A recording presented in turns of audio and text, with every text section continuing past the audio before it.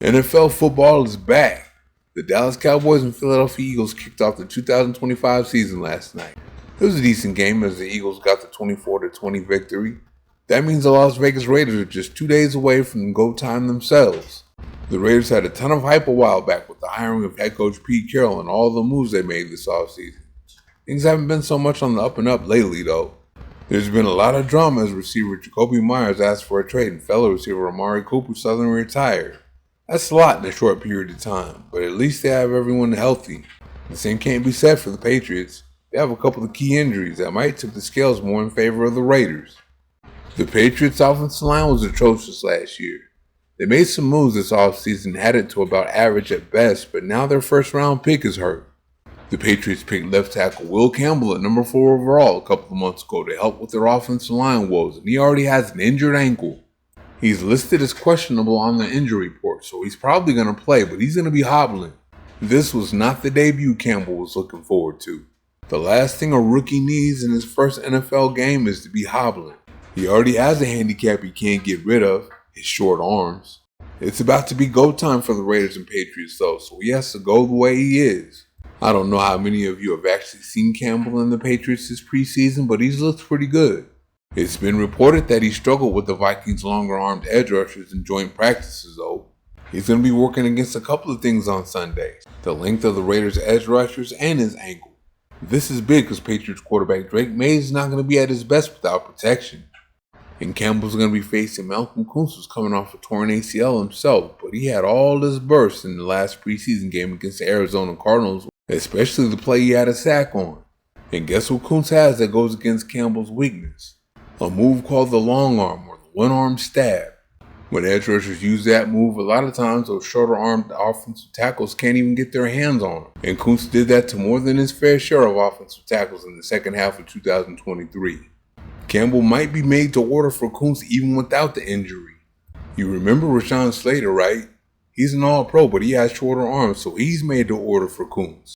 Kuntz used the long arm all day and got a couple of sacks out of the deal. I'm pretty sure Max the Condor Crosby is going to be lined up over there at times looking for some barbecue chicken. What's he going to do when he has Tyree Wilson and his 36-inch long vines for arms lined up on him?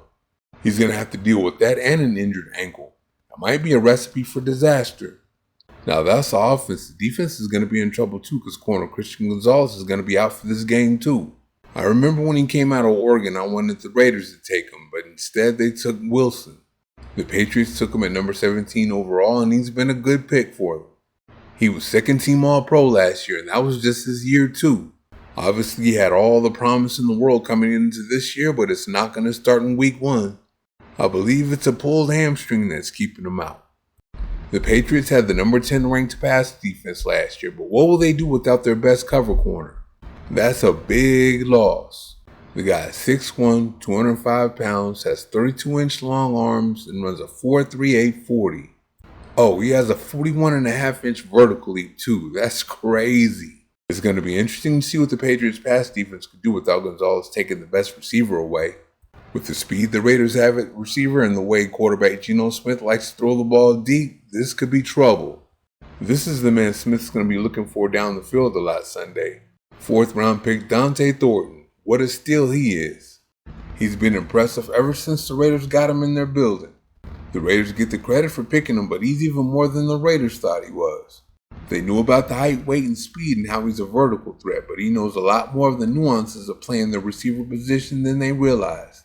Jacoby Myers asked to be traded, and Amari Cooper came over for a couple of days and retired.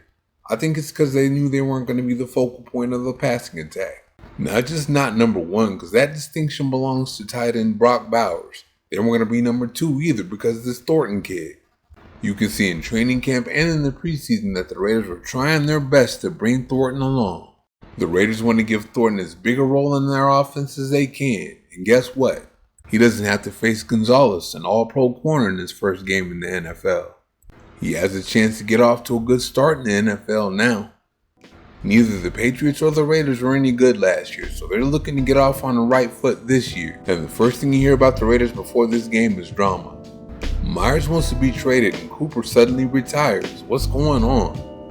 Now here we are a couple of days before the game and the Patriots have it worse. Their all-pro corners out for the game, and their first-round left tackle is going to be hobbling.